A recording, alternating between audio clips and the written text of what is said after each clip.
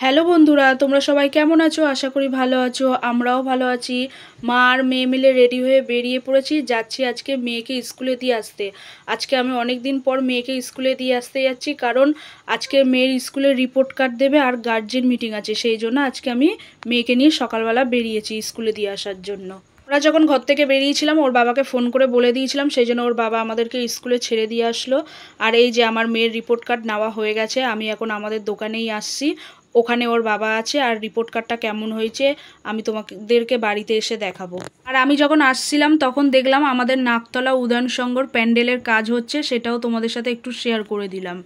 আমাদের দোকানে আসার পর দোকানের সামনে যে বাজার বসে সেই বাজার থেকে আমি কিছু বাজার করে নিই। তারপর মেয়ের ছুটি হওয়ার সময় হয়ে গেছিলো, মেয়েকে নিয়ে আসতে চলে গেছিলাম। মেয়েকে নিয়ে এই যে বাড়ি ফিরেছি। আর আমি এইগুলো বাজার করে নিয়ে এসেছিলাম: পুঁই শাক, বাঁধাকপি, তারপরে বেগুন, এদিকে আছে মেয়ের জন্য ফল নিয়েছিলাম। বাড়িতে আসার পর সবজিগুলো গুছিয়ে রাখার পর আমার হাজবেন্ড দেখো আমাকে কি কাজ দিয়ে দিয়েছে।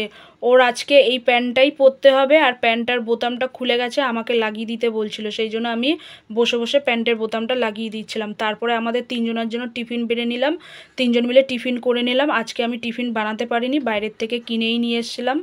টিফিন খাওয়ার পর আমার হাজবেন্ড চলে গেল কাজে। তারপরে আমি ঘরের সমস্ত বাসি কাজগুলো সেরে নিলাম, যেহেতু মেয়েকে নিয়ে আজকে সকালবেলা বেরিয়ে পড়েছিলাম, সেই জন্য ঘরের কোনো কাজ সারা হয়নি।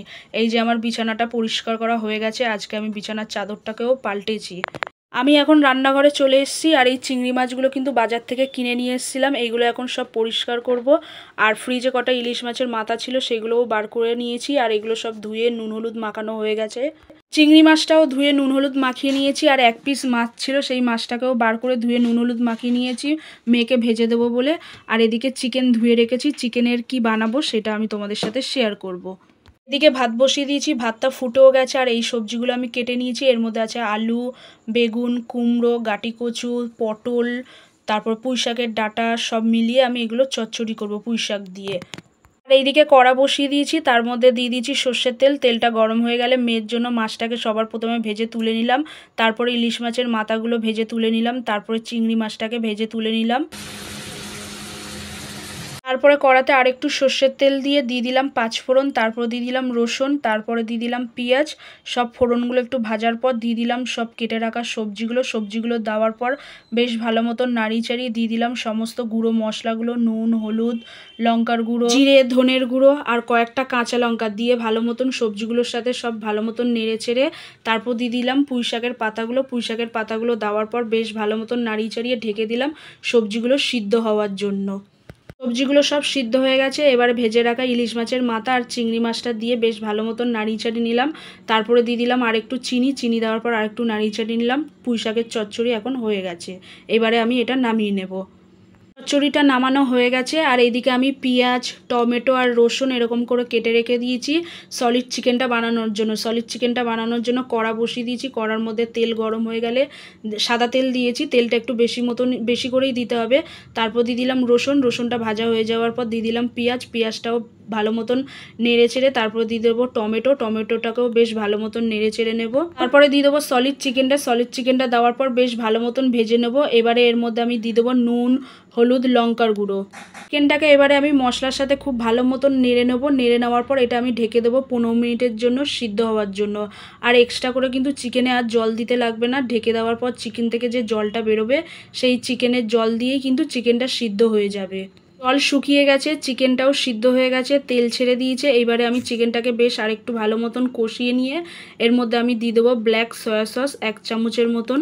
ব্ল্যাক সয়া সসটা দেওয়ার পর বেশ ভালো মতন চিকেনটাকে আরেকটু নাড়িয়ে চাড়িয়ে নিতে হবে। ব্যাস আমাদের চিকেন ভাজা রেডি। এইভাবে কিন্তু সলিড চিকেন বানিয়ে তোমরা খেতে পারো, দারুণ লাগবে। আর এই চিকেনটা কিন্তু ভাত, রুটি, পরোটা সব কিছুর সাথেই দারুণ লাগে। তো এই ছিল আমার আজকের রান্না: ভাত, পুঁই শাকের চচ্চড়ি আর এই চিকেন ভাজা, আর মেয়ের জন্য এই মাছ ভাজা। আর হ্যাঁ, সকালবেলা যে মেয়ের স্কুলের রিপোর্ট কার্ড আনতে গেছিলাম তার সাথে এই খাতাটাও দিয়েছে। ওরা এই খাতার মধ্যে এক্সাম দিয়েছে, কেমন কি লিখেছে সেইগুলো দেখানোর জন্য আমাদেরকে পাঠিয়েছে। সব কিছুই ঠিক আছে, সব কিছু ভালোই করেছে। মেয়ের নামে কোনো ব্যাড রিপোর্ট নেই, সব কিছুই গুড রিপোর্ট। কিন্তু একটা প্রবলেম হয়ে গেছে, সেই প্রবলেমটা দেখো তোমরা কি প্রবলেমটা হয়েছে। মানে এটা প্রবলেম না, এটা ভুল হয়েছে।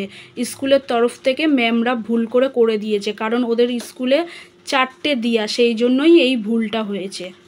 আর আমি এই ভুলটা স্কুলে দেখিনি, আমি বাড়িতে এসে যখন ভালো মতন দেখছিলাম তখনই আমি ভুলটা ধরতে পেরেছি।